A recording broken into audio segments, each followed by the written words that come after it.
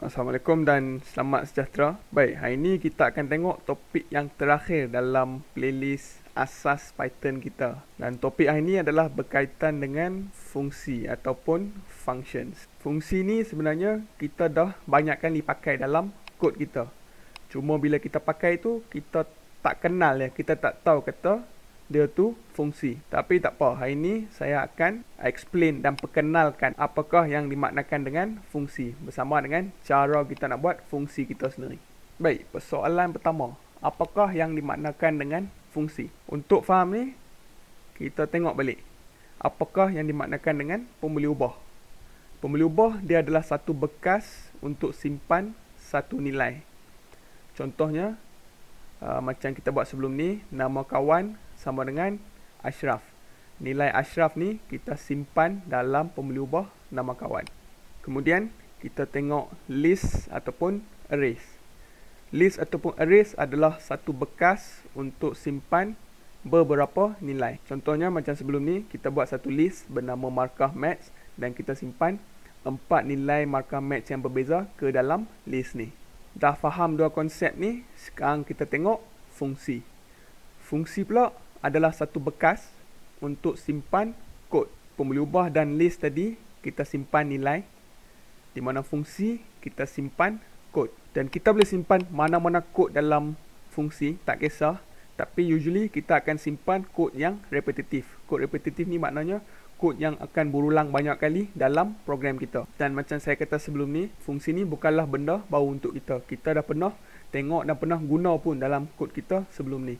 Contoh-contoh dia adalah seperti kat bawah ni. Macam fungsi print. Print kita guna untuk paparkan output. Ataupun fungsi input. Input ni digunakan untuk terima input daripada pengguna. So, kedua-dua fungsi ni kita dah pernah guna dalam kod-kod kita sebelum ni. Baik, sekarang kita tengok format fungsi dalam Python. Cara nak tulis fungsi senang saja. Kita gunakan keyword def, kemudian kita letakkan nama fungsi itu bersamaan dengan round brackets. Kemudian sama juga macam struktur kawalan pilihan dan struktur kawalan ulangan sebelum ni, dia perlu ada colon dan kod-kod di bawah fungsi perlu diindentkan. Okey, format dia cukup senang. Sekarang kita ke Python. Baik, saya nak buat satu fungsi di mana saya nak paparkan info satu murid. Contoh murid tu nama dia Ramli. Jadi nak buat fungsi, saya guna keyword def. Kemudian nama fungsi saya nak letak info murid. Jangan lupa bracket dan colon. Kemudian apa yang saya nak paparkan adalah nama dia Ramli dan umur dia 15. Okey, saya dah buat fungsi ni. Sekarang saya cuba run. Kita tengok kat sini, bila saya run, shell dia tak paparkan apa-apa. Dia kosong. Sebab dia dekat sini kita dah define fungsi kita. Maknanya kita dah buat fungsi kita. Tapi sama juga macam pembeli ubah, kita buat pengisytiharaan, kemudian kita akan gunakan dia dalam kod kita. Jadi kita dah buat pengisytiharaan fungsi ni, kita tak gunakan dia lagi dalam kod kita ataupun kita belum call dia. Jadi cara nak call tu fungsi senang saja. Kita type nama dia bersamaan dengan bracket. So dekat bawah ni saya tulis info murid bersamaan bracket. Sekarang bila saya run, kita tengok baru Python dipaparkan info untuk Ramli. Baik, apa yang penting kat sini adalah fungsi dia akan ada dua bahagian. Satu adalah bahagian pengisytiharaan di mana kita akan buat fungsi tu, dan satu lagi adalah bahagian call di mana kita akan panggil fungsi tu untuk ditafsir.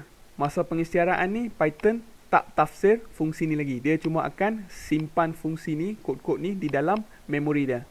Kemudian bila kita call, baru Python akan masuk ke dalam fungsi ni dan tafsir kod-kod di bawah fungsi ni. Dan function kita boleh call dia banyak-banyak kali. Contohnya saya nak call function ni 5 kali. So saya copy paste info murid ni sebanyak 5 kali. Dan bila saya run, kita tengok dia akan paparkan info murid kita ni sebanyak 5 kali. Ataupun saya boleh call function ni menggunakan struktur for. Contoh saya nak paparkan 5 kali, saya buat for I in range 0 sampai 5. Dia akan ulang 5 kali. Kemudian dalam ni saya masukkan nama fungsi saya. Jadi saya buang semua function call kat atas ni. Saya run kod ni. Tengok, kita akan dapat hasil yang sama. Baik, sekarang kita upgrade sikit fungsi kita. Kita tengok bracket fungsi ni tadi, dia bukan saja-saja. Dia ada kegunaan dia. Kegunaan dia adalah kita boleh masukkan argument ataupun parameter kita sendiri. Dan parameter ni akan digunakan oleh kod-kod di bawah fungsi kita. Contohnya kat sini, saya bagi dua parameter, iaitu argument 1 dan argument 2. Dan kemudian fungsi saya, dia akan paparkan kedua-dua argument ni. Dan setengah orang dia tanya, argument ni benda apa sebenarnya?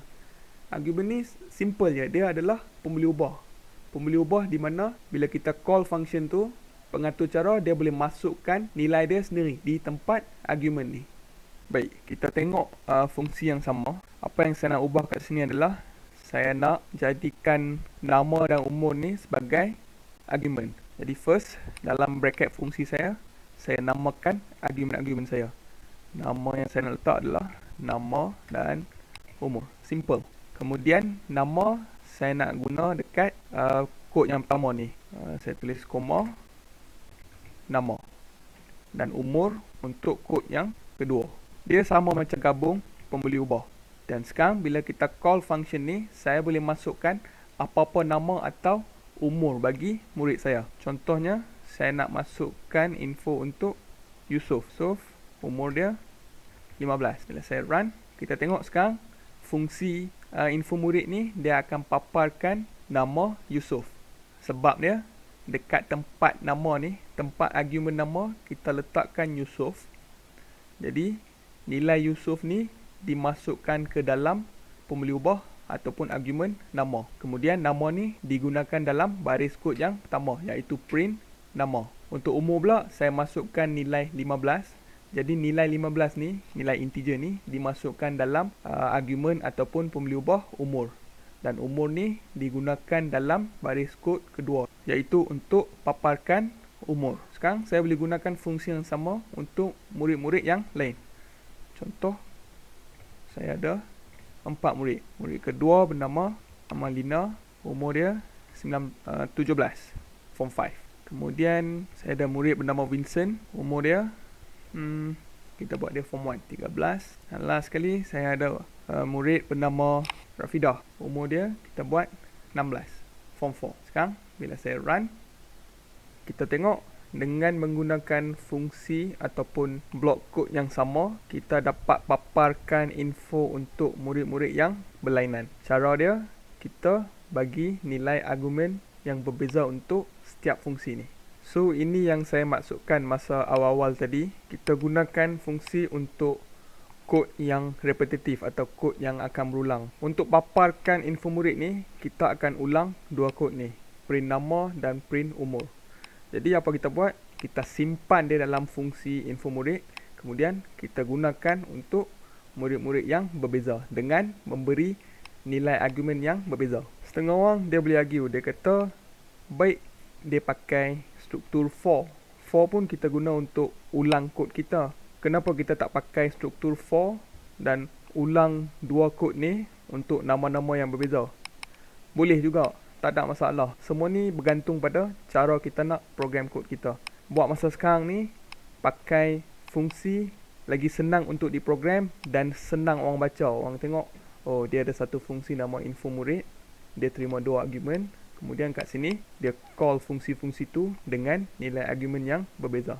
Tapi kalau ada orang kata nak pakai for, boleh juga. Tak ada masalah. Semua depend pada pengatur cara tu sendiri. Baik, cara seterusnya nak gunakan fungsi adalah bersamaan dengan nilai pulangan ataupun return value. Kalau ingat balik daripada video operators, dalam video tu saya ada sebut kata operator ni akan pulangkan nilai true ataupun nilai false. Jadi konsep yang sama, kita akan pulangkan nilai kita sendiri daripada fungsi dengan menggunakan keyword return. Contoh untuk fungsi ni, saya ada dua argument dan apa fungsi ni akan buat? Dia akan return hasil kali kedua-dua argument ni.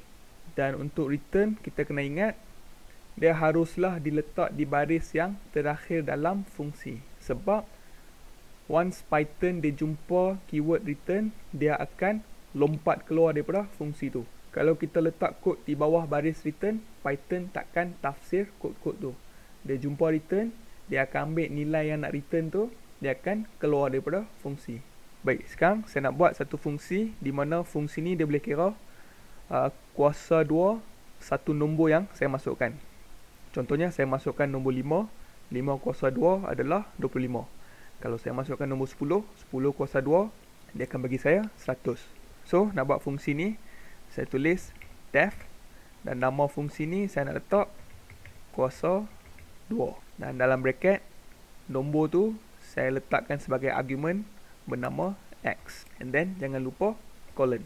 So, apa fungsi ni akan buat adalah, dia akan return x kali x.